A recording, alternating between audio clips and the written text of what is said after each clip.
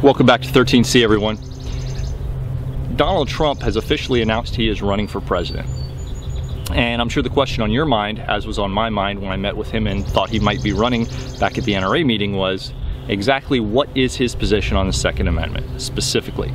So there was a quick impromptu press conference held down at the NRA meeting, and I got a chance to get invited to that and sit in. I was able to ask a question and a follow-up question to him.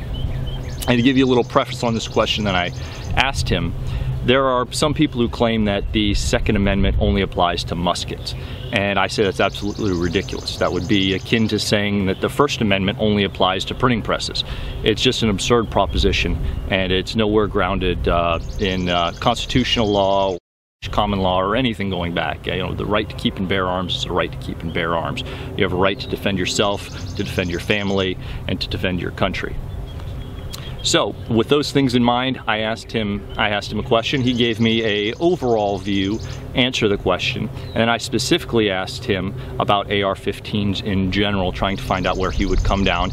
And to my surprise, at that point, he actually gave me a specific answer, which was really good. So here's that question and answer right now. Mr. Trump, 13C gun reviews.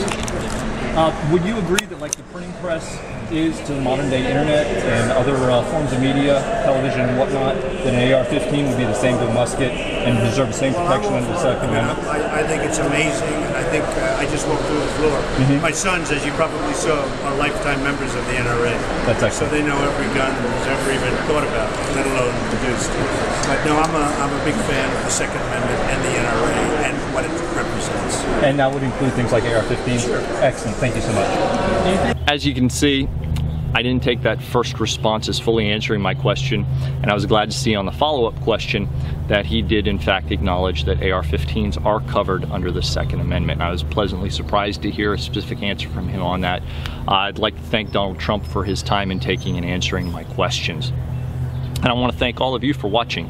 If you find what we do here at the channel to be of value to you, please like, subscribe, and share our content, be it here on Facebook, Instagram. We really appreciate your support, and while we never ask for any sort of contributions or anything like that, we do ask that if you find what we do here at the channel is valuable, to please share it and show your support in that way. It lets us know that our time and effort that we put into these things is worthwhile, and helps me to go out and actually show up for some of these things and stand around outside of doors waiting to see some of these guys.